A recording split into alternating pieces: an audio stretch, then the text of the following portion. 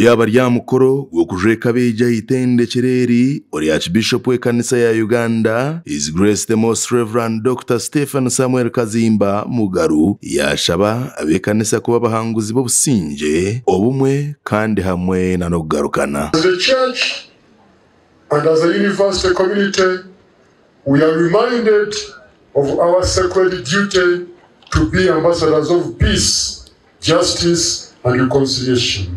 Dr. Kazimba yaigabeja bajwara kwegita rugendo rwo kutungura ihanga bari koreso bukugu obubatungire. Encourage you to step into your next chapter, to rebuild communities, restore hope and lead with integrity.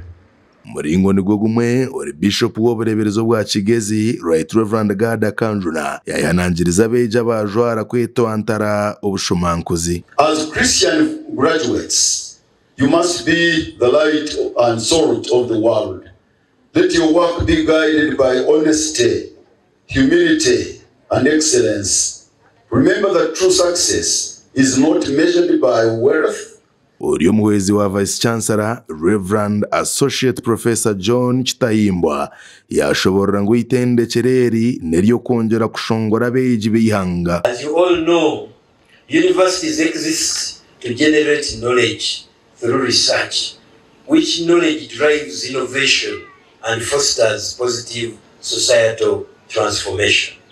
Therefore, I encourage each and every one of you to take advantage of the resources that have been made available.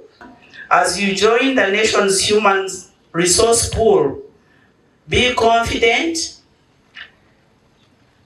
practice your people skills, and be proud of Uganda Christian University, Bishop Barham University College.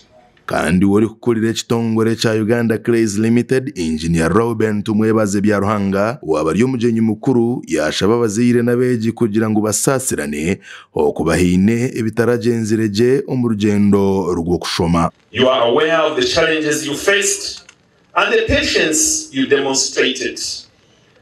I encourage you to forgive your children for any difficulties they may have caused.